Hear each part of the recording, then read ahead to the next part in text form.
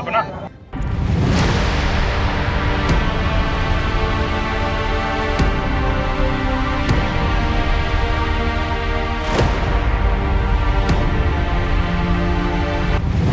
आरिफ नगर में जो घटना घटी है, पथराव किया गया, हमारी प्रतिमा खंडित की गई, शासन चेत ले, ध्यान रखे, अगर किसी भी प्रकार से हमारे इस धर्म के खिलाफ कोई कार्य होगा। देश में अब यह ट्रेंड चल गया है कि मुसलमानों पर झूठे आरोप लगाओ और उन्हें जेल में डालो। फिलहाल में अभी ऐसी कई मामले सामने आए हैं जिसमें मुसलमानों पर झूठे आरोप लगाए गए और जब खुलासा हुआ तब पूरा मामला ही पलट गया। ठीक ऐसा ही एक और मामला सामने आया है कि जिसकी सीसीटीवी फुटेज सामने आई तब सब हैरान हो गए। गणेश उत्सव के दौरान मुस्लिम लोगों पर पथराव का आरोप लगाया, वो निर्दोष निकले। मध्य प्रदेश के भोपाल में गणेश विसर्जन के दौरान हुई पत्थरबाजी और प्रतिमा खंडित होने का मामला सामने आया था, जिसमें इलाके में तहलका मच गया। लेकिन अब यह मामला बड़े ही उलझन भरे मोड़ पर आकर खड़ा हो गया है और मुसलमानों पर लगाए गए सभी आरोप झूठे साबित हो गए। तो क्या अब प्रशासन झूठे आरोप लगाने वालों पर करेगा कार्रवाई? तो दोस्तों नमस्कार, मैं इरशाद अली और आप देख रहे हैं यूपी 76 न्यूज, खबर हमारी दुनिया तक। बस आपसे एक ही निवेदन है, यदि आप हमें फेसबुक पर देख रहे हैं तो फॉलो करें और यदि यूट्यूब पर देख रहे हैं तो चैनल को सब्सक्राइब करके घंटी वाला बटन जरूर दबाएं।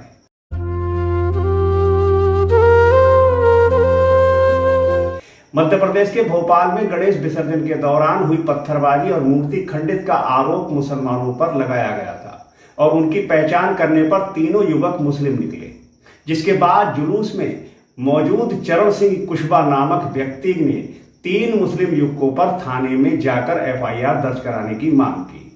फरियादी ने तीनों मुस्लिम युवकों पर पत्थरबाजी व मूर्ति खंडित करने का आरोप लगाया था। आपको बताते चले कि शिकायतकर्ता चरण सिंह कुशबा हिंदू एकता नवयुवक श्री गणेश उत्सव समिति का अध्यक्ष है। चरण सिंह कुशबा ने आरोप लगाया कि 8 सितंबर की रात लगभग 8 बजे उनकी झांकी आरिफ नगर गेट नंबर 2 के पास पहुंची, तब अचानक पत्थरबाजी शुरू हो गई। इस दौरान उन्होंने यामीन, अब्दुल हलीम और साहिल बच्चा सहित अन्य को पत्थर फेंकते देखा। पत्थर लगने से छोटी बड़ी दोनों गणेश जी की प्रतिमाएं खंडित हो गई। एफआईआर में दर्ज है कि घटना समिति के अन्य सदस्यों दुर्गा कुशबा, मनोज कुशबा, संतोष कुशबा, शुभम सिलावट, गौरव मिश्रा और अभिषेक कुशबा ने भी देखी।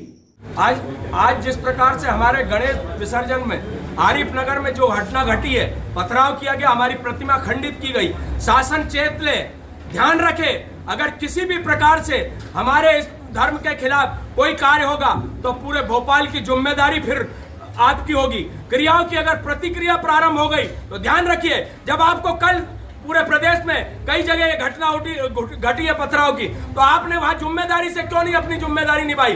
पहले आरपीएफ इत्यादि क्यों नहीं लगाई? हमारी प्रतिमा के विसर्जन को पूरी जिम्मेदारी से, पूरी तत्परता से सुरक्षा क्यों नहीं प्रदान? आरोप के तौर पर अब्दुल हलीम का नाम सामने आया, जिसके खिलाफ गौतम नगर थाने में केस दर्ज कराया गया था। लेकिन पुलिस की जांच और सीसीटीवी फुटेज तो कुछ और ही कहानी बयां कर रही है।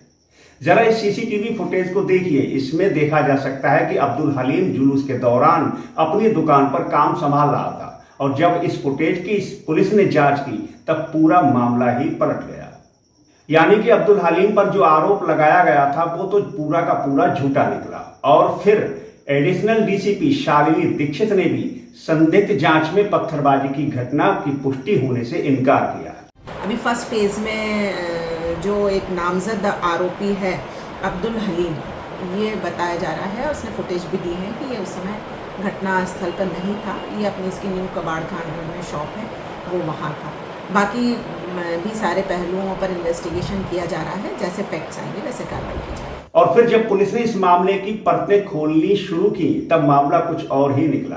बता दें कि पुलिस जांच में पता चला कि 3 मुस्लिम युवकों पर कार्रवाई की गई, वह निजी विवाद के चलते की गई थी। वो तीनों मुस्लिम युवक तो जुलूस के दौरान मौजूद ही नहीं थे। इस मामले में कांग्रेस प्रवक्ता अब्बास हबीब ने आरोप लगाते हुए कहा कि जिन लोगों ने भोपाल में आपसी सौहार्द बिगाड़ने का प्रयास किया है उन पर कोई कार्रवाई होनी चाहिए या नहीं। उन्होंने ये भी कहा कि हम उम्मीद भरी नजरों से देख रहे हैं कि भाजपा की सरकार ऐसे लोगों पर कठोर कार्रवाई करेगी, बुलडोजर की कार्रवाई भी करके दिखाएगी। इसी के साथ Bhopal association for protection of civil guide के सदस्यों ने कमिश्नर को ज्ञापन सौंपा। उन्होंने हिंदू समिति के अध्यक्ष चंद्रशेखर तिवारी और चरण सिंह कुशवाहा के खिलाफ FIR दर्ज करने की भी मांग की है। आरोप लगाया है कि उन्होंने दंगे भड़काने और माहौल खराब करने का प्रयास किया। पुलिस का कहना है कि फिलहाल CCTV फुटेज खंगाले जा रहे हैं, साक्ष्य मिलने पर ही आगे की कार्रवाई अमल में लाई जाएगी। वहीं दूसरी ओर मुस्लिम समुदाय ने भी चरण सिंह कुशवाहा और हिंदू समिति पर झूठा आरोप लगाने और आपसी सौहार्द बिगाड़ने का झूठा आरोप लगाने की FIR दर्ज कराने की मांग की है। तो अब जरा जान लेते हैं कि ऐसे मामले में हमारे देश का कानून क्या कहता है। भारतीय न्याय संहिता की धारा 240 के तहत यदि कोई किसी व्यक्ति पर झूठे आरोप लगाकर फंसाने की कोशिश करता है तो वो इस धारा के तहत अपराधी होगा। इस धारा के तहत उसे 2 साल तक की कैद, जुर्माना या दोनों से दंडित किया जाएगा। इस धारा का उद्देश्य अपराध की जांच को बाधित करने वाली झूठी जानकारी को रोकना है।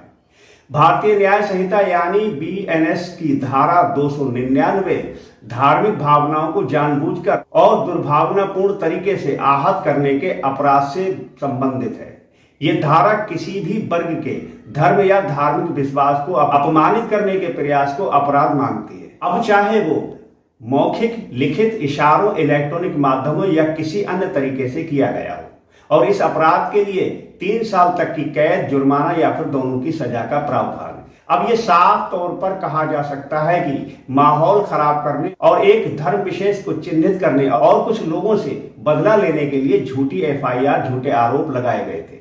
लेकिन कहते हैं कि सांच को आंच नहीं और सच्चाई छुपाई नहीं छुपती। ऐसे ही ये सच भी सामने आ गया। अब सवाल ये खड़ा होता है कि क्या झूठे आरोप लगाने वालों को सजा मिलेगी या ये मामला रफा दफा कर दिया जाएगा।